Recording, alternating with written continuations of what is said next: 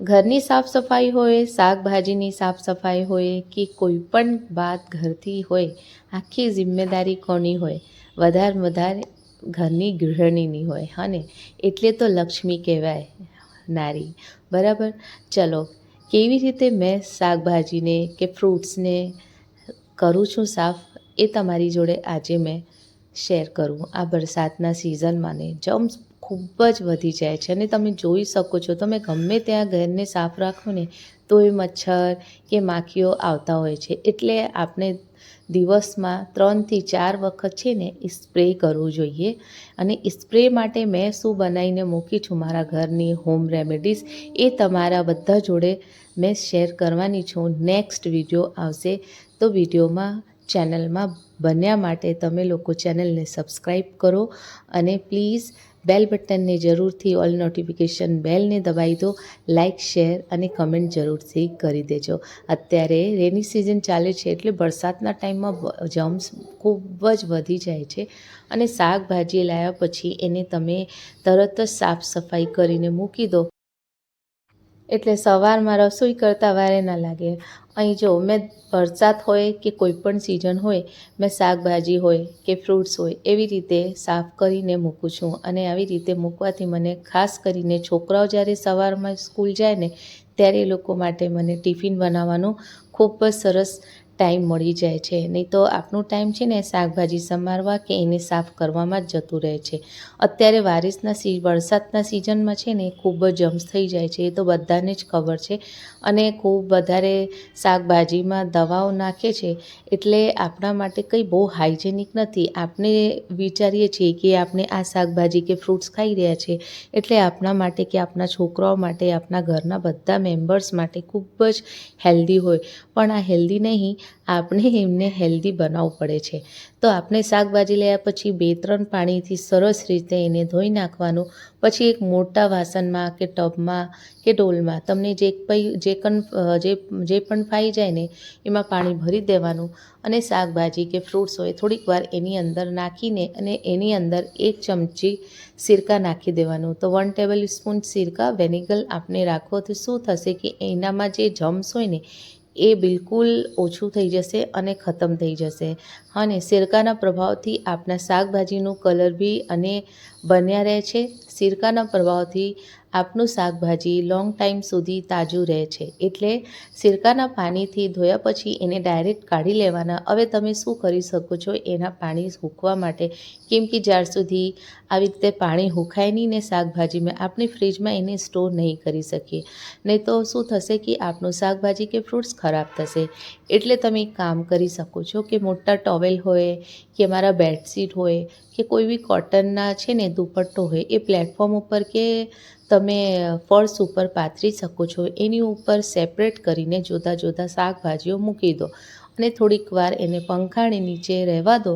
થોડીક વારમાં એ બિલકુલ સુકાઈ જશે, એમાં પાણી રહે નહીં, બિલકુલ મોઇશ્ચર ના રહે.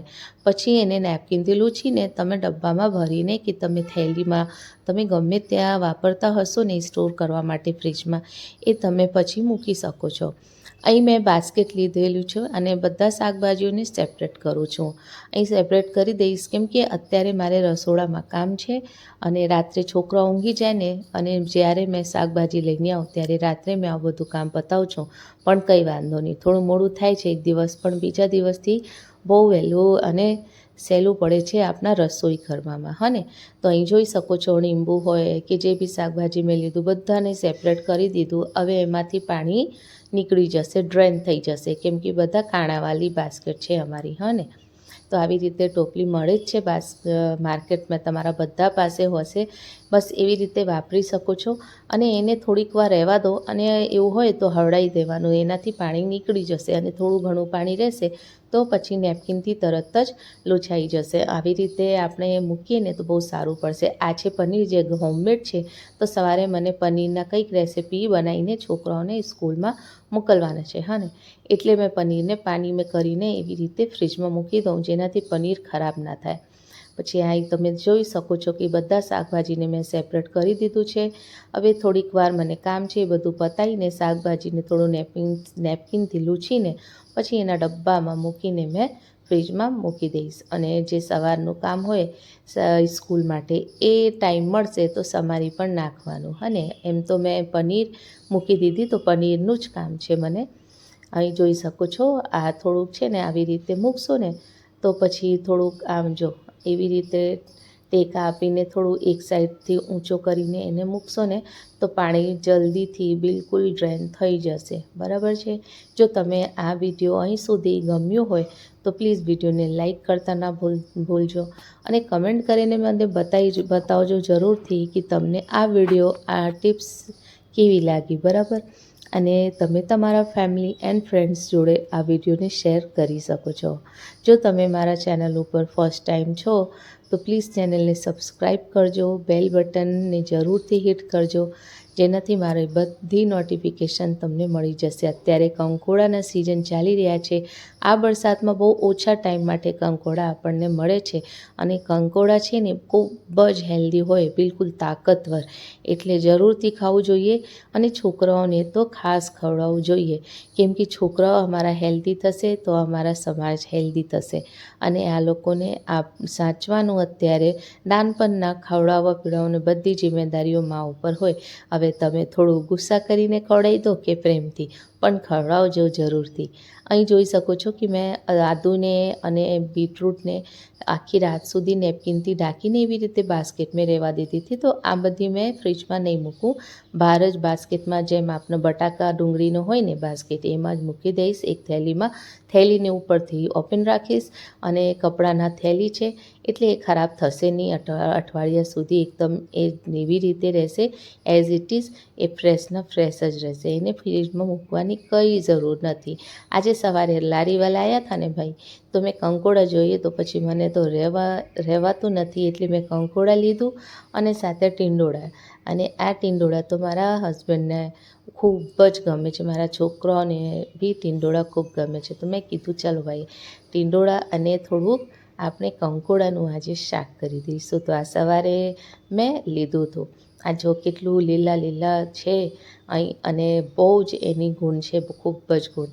પછી શું થયું કે બીજા એક લારીવાલા ભાઈ આવી ગયા હતા, તો એની જોડે મેં મકઈ લીધું. તો 100 રૂપિયાના 2.5 કિલો મકઈ આપ્યા હતા. મેં કીધું લઈ લઉં, 2-4 તમારી જોડે રેસીપી થઈ શકે, શક્ય હોય તો મેં જરૂરથી તમારી જોડે શેર કરીશ. મારી સાસુ કેવી રીતે મકઈનું શાક કરતી હતી ને ખૂબ જ સારું લાગતું હતું ભાખરી જોડે. તો ચાલો ફ્રેન્ડ્સ, આ વિડીયોને અહીં સુધી રાખીએ. અને જો તમને ગમતું હોય તો શેર કરજો, લાઈક કરજો, કમેન્ટ કરજો. ઓલ નોટિફિકેશન બેલને જરૂરથી દબાવી દેજો, જેના મારા આવવાની બધી વિડીયો તમને મળશે. અહીં હતું આમળાની અચાર, જો મારા ઘરથી આવ્યા હતા, અને ખૂબ જ હેલ્ધી હોય છે. અહીં થોડું શીરા કર્યા છે, પણ ઓછા ઘીમાં કર્યા શીરા. આમ તો છૂટી પડે છે એટલે ઘી કંઈ ઓછું નહીં, પણ હા સાઈડમાં ઘી બહુ નહીં આવતું. અત્યારે સાંજનું પૂજા કરવું હોય છે મારે, ફ્રાઈડેનું, એટલે આ જો અહીંયા તો આમે સેવા કરીને એટલી સુધીમાં તો પાણી નીકળી ગઈ આ બે શાકમાંથી. ચાલો જય